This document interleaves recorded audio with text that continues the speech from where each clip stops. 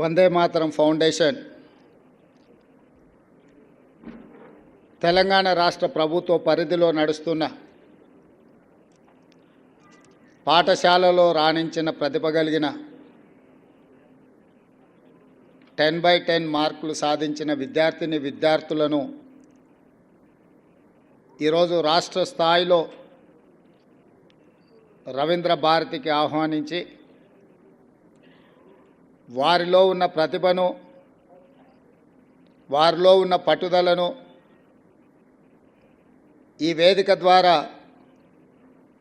లక్షలాది మంది విద్యార్థులకు ఒక స్ఫూర్తినివ్వాలన్న ఆలోచనతో ప్రభుత్వ పాఠశాలల్లో ఉన్న విద్యార్థులు రాణించగలరు అని చెప్పడానికి కార్యక్రమాన్ని ఏర్పాటు చేసి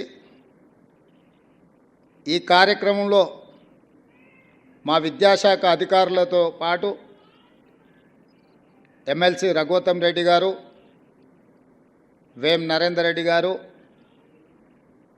మాజీ అడ్వకేట్ జనరల్ ప్రకాష్ రెడ్డి గారు, ఇతర పెద్దలందరూ, విద్యార్థుల తల్లిదండ్రులందరూ ఈ కార్యక్రమంలో పాల్గొని ప్రభుత్వ పాఠశాలలో ఎవరికంటే తీసిపోవు అవకాశం వస్తే తమ ప్రతిభను ప్రదర్శించగలరని నిరూపించినందుకు ఈ కార్యక్రమాన్ని ఏర్పాటు చేసిన వందే మాతరం ఫౌండేషన్ రవీందర్ గారికి, మాధవ్ రెడ్డి గారికి మనస్ఫూర్తిగా అభినందనలు తెలియజేస్తున్నాను.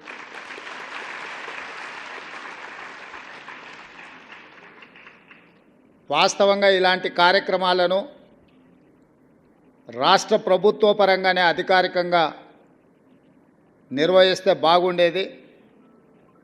కానీ ప్రభుత్వం చేయాల్సిన బాధ్యతను వందే మాతరం ఫౌండేషన్ నిర్వహించడం ద్వారా మా ప్రభుత్వానికి కూడా బాధ్యతను గుర్తు చేసినారు. ఇది ఒక మంచి కార్యక్రమం అని చెప్పి నేను ఈ సందర్భంగా తెలియజేయదలుచుకున్నాను. మిత్రులారా, మీ తల్లిదండ్రులు కష్టపడి, మీ తల్లిదండ్రులు మీ మీద ఎన్నో ఆలోచనలు పెట్టుకొని మిమ్మల్ని ప్రభుత్వ పాఠశాలలకు పంపించిండ్రు అని అంటే ఆర్థికంగా వాళ్ళు బలహీనంగా ఉండడమో లేదా గ్రామాలలోనే లేదా ప్రభుత్వ పాఠశాలలో చదివించాలనే పట్టుదలను నాకు తెలీదు. ఏది ఏమైనా ప్రైవేట్ పాఠశాలలతో పోటీపడి ప్రభుత్వ పాఠశాలలో చదువుకుంటున్న మీరు ఈ రకంగా రాణించడం ఇది ప్రభుత్వానికే గర్వకారణము. నారాయణ కాలేజీలో ర్యాంకు సాధిస్తే నారాయణ గారు ఫోటో దిగి ఈ విద్యార్థులు నా కాలేజ్ అని చెప్పుకుంటాడు. ప్రభుత్వ పాఠశాలలో మీరు ఈరోజు రాష్ట్ర స్థాయిలో రాణించి ప్రతిభను చాటితే ఈ ప్రభుత్వం నాది, నా ప్రభుత్వంలో చదువుకున్న విద్యార్థులు మీరు రాణించిందంటే మీరందరూ మా విద్యార్థులు. నారాయణ, చైతన్య లాంటి ప్రైవేట్ కార్పొరేట్ పాఠశాలలతో కాలేజీలతో మా విద్యార్థులు కూడా పోటీ పడగలుగుతున్నారు అని అంటే అది మా గౌరవానికి గుర్తింపు. ఇందులో మా ప్రయత్నం పెద్దగా లేకపోయినా మా ప్రభుత్వం పెద్ద ఎత్తున మీ పట్ల దృష్టి సారించకపోయినా మట్టిలో మాణిక్యాలుగా మీరు రాణించి ఈనాడు ఈ ప్రభుత్వానికి గౌరవం తెచ్చిపెట్టినందుకు విద్యార్థులందరినీ కూడా మనస్ఫూర్తిగా నేను అభినందిస్తున్నా.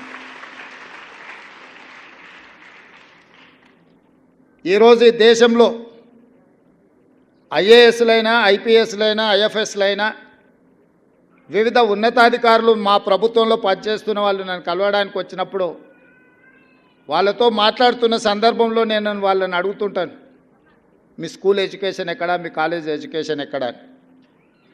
ఎందుకు అని అంటే ఒక అంచనా వేయడానికి వీళ్ళు ప్రభుత్వ పాఠశాలలలో చదివినరా, ప్రైవేట్ కార్పొరేట్ స్కూల్స్లలో చదివినరా అని ఒక అంచనా కోసం నేను అడుగుతుంటా.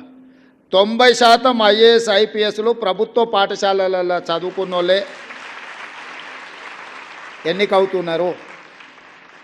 అదేవిధంగా రాజకీయ నాయకులు ముఖ్యమైన హోదాలలో రాణించిన వాళ్ళు ఈ దేశం మొత్తం మీద చూడండి. నిన్న ప్రమాణ స్వీకారం చేసిన నరేంద్ర మోడీ గారు కావచ్చు, 12 తారీఖు నాడు ప్రమాణ స్వీకారం చేయబోయే నారా చంద్రబాబు నాయుడు గారు కావచ్చు, డిసెంబర్ 7, 2023 నాడు ప్రమాణ స్వీకారం చేసిన మీ రేవంత్ అన్న కావచ్చు, మేమందరం ప్రభుత్వ పాఠశాలల్లో చదువుకొనే ఈ స్థాయికి వచ్చినాం. మేము ఈ స్థాయికి రావడానికి కారణం మా తల్లిదండ్రుల కంటే కూడా ఆ పాఠశాలల్లో చదువులు చెప్పిన గురువులదే. నేను ఎందుకు ఈ అంశాన్ని గుర్తు చేస్తున్నా అంటే, మా ప్రభుత్వం బాధ్యత తీసుకున్న వెంబడే బుర్రా వెంకటేశం గారిని ఎడ్యుకేషన్ సెక్రటరీగా నియమించి చాలా సంవత్సరాల నుంచి ప్రభుత్వ పాఠశాలలు నిర్వీర్యమైపోయినాయి. వీటి పట్ల శ్రద్ధ తగ్గింది. టీచర్లు లేరని విద్యార్థులు రావడం లేదు, విద్యార్థులు లేరని పాఠశాలలు మూసేస్తుంది ప్రభుత్వం. ఇది కోడి ముందా గుడ్డి ముందా అని అంటే ఏది చెప్పలేదు. ప్రభుత్వం టీచర్లను పెట్టకపోతే విద్యార్థులు ఎట్లాగూ రారు. విద్యార్థులు రావడం లేదనే నెపంతో సింగిల్ టీచర్ పాఠశాలలు అన్నిటిని కూడా మూసేసే పరిస్థితి వచ్చింది. ఇదే కాకుండా కొన్ని స్కూళ్ళల్లో 8-9 మంది విద్యార్థులు ఉంటే 10-12 మంది టీచర్లు ఉంటున్నారు. అంటే వివిధ సబ్జెక్ట్స్ చెప్పడానికి ఆ టీచర్లు అవసరం, వివిధ తరగతుల కోసం ఇది ఒక సమస్యగా మారింది. వీటన్నిటిని దృష్టిలో పెట్టుకొని తక్షణమే మెగా డిఎస్సి నోటిఫికేషన్ ఇవ్వాలి. సింగిల్ టీచర్ స్కూళ్ళను కూడా ముయ్యడానికి వీల్లేదు. తండాలలో, గూడాలలో, మారుమూల ప్రాంతాలలో ప్రభుత్వ పాఠశాలలను నిర్వహించడం ద్వారా పేదలకు, దళితులకు, గిరిజనులకు విద్యను అందుబాటులోకి తీసుకురావాలి. వాళ్ళ తల్లిదండ్రులకు, వాళ్ళ కుటుంబాలకు ఆర్థిక భారం ఉండకూడదు. వాళ్ళ ప్రాంతాలను వదిలి ఇతర ప్రాంతానికి వెళ్ళి పిల్లల్ని చదివించాలి అని అంటే తల్లినో తండ్రినో రోజంతా కూలికి వెళ్ళకుండా వ్యవసాయం పనులు మానుకొని వాళ్ళు వెళ్ళాల్సిన పరిస్థితి. ఇది ఒక పెద్ద సామాజిక సమస్య. ఆర్థికంగా చూస్తే ఒక టీచర్కి 50,000, 60,000, 70,000 జీతం ఇవ్వడం, ఆ పాఠశాల నిర్వహణకు అత్యధికంగా ఖర్చు అవ్వడం, ఆ పాఠశాలలో 6-7 మంది విద్యార్థులు ఉంటే ఇప్పుడే మా అధికారి చెప్తున్నారు, ఒక విద్యార్థి మీద 80,000 రూపాయలు మనం ఖర్చు పెడుతున్నామని యావరేజ్గా. ఈ 80,000 రూపాయలు ఎక్కడ ఖర్చు అవుతుంది? నాకు తెలిసినంతవరకు నేను పూర్తిగా సమీక్షించలేదు, కానీ మ్యాక్సిమం ఈ ఇన్వెస్ట్మెంట్ అంతా శాలరీస్ మీదనే పోతుంది. ఇన్ఫ్రాస్ట్రక్చర్ మీదనో మౌలిక వసతులను ఏర్పాటు చేసే దాని మీద ప్రభుత్వం దృష్టి తక్కువ పెట్టడం వల్ల ఇది ఒక గందరగోళమైన పరిస్థితికి దారి తీసింది. అందుకే మా ప్రభుత్వం మెగా డిఎస్సి నోటిఫికేషన్ ద్వారా 11,000 పైచిలకు ఖాళీలుగా ఉన్న టీచర్ల నియామకాలు చేపట్టడం ద్వారా పేదలకు, గూడాలలో, తండాలలో కూడా విద్యను అందుబాటులోకి తీసుకురావాలన్న సంకల్పంతో వచ్చినెంబడే మేము నోటిఫికేషన్ ఇచ్చినాం. అదేవిధంగా ప్రభుత్వ పాఠశాలలు శిథిలావస్థకు చేరుకున్న వాటిని అన్నిటిని కూడా పునర్నిర్మించాలి, మౌలిక వసతులు కల్పించాలి అని దాదాపుగా 2,000 కోట్ల రూపాయల నిధులతోని పనులను ప్రారంభించినాం. ఇదే కాకుండా ప్రభుత్వ పాఠశాలను తీర్చిదిద్దాలన్న ఆలోచనతోటి ప్రొఫెసర్ జయశంకర్ గారి పేరు మీద బడిబాట కార్యక్రమాన్ని ఈ నెల 9 తారీఖు నుంచి 20 తారీఖు వరకు ఈ కార్యక్రమాన్ని తీసుకోవాలి. గ్రామాలలో ఇల్లు తిరగాలి, తల్లిదండ్రులకు వివరించాలి, ఆ పిల్లల్ని ప్రభుత్వ పాఠశాలల్లో చేర్పించండి. ఆ పేదలకు, ఆ తల్లిదండ్రులకు చెప్పండి, మీ పిల్లలు చేరకపోతే మీ ఊర్లో పాఠశాల తొందరలో బంద్ కాబోతుంది. మీ ఊర్లో పాఠశాల బంద్ అవుతే భవిష్యత్ తరాల పిల్లలు విద్యకు దూరం అవుతారు. పేదలు ఎప్పుడైతే విద్యకు దూరం అవుతారో ఆర్థికంగా వాళ్ళు చితికిపోతారు. ఇంతకుముందు రవీందర్ గారు చెప్పినట్టుగా విద్య ఒక్కటే మనల్ని అభివృద్ధి పదం వైపు నడిపిస్తుంది అని నేను బలంగా నమ్ముతాను, విశ్వసిస్తాను.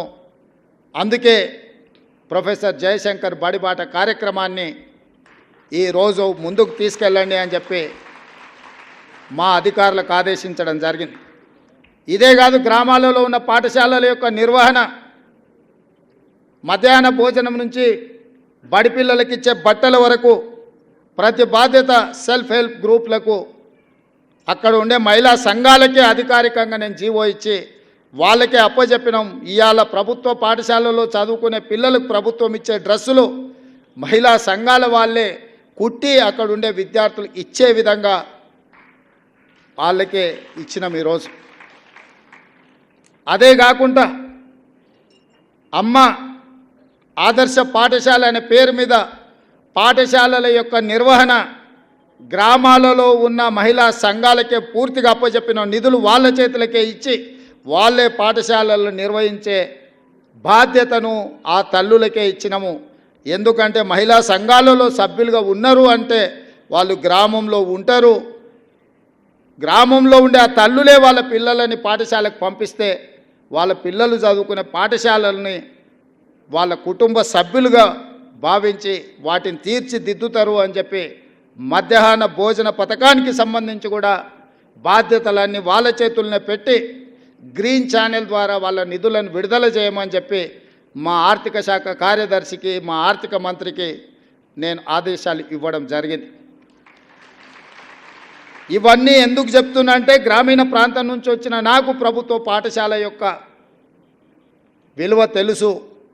ఈ ప్రభుత్వ పాఠశాల ద్వారా ఈ తెలంగాణ రాష్ట్రాన్ని పునర్నిర్మించాలన్న ఆలోచన, సంకల్పం మా ప్రభుత్వానికి ఉంది. అందుకే ఈ విధానాలన్నిటిని కూడా మేము సమీక్షించుకొని ముందుకెళ్తున్నాం.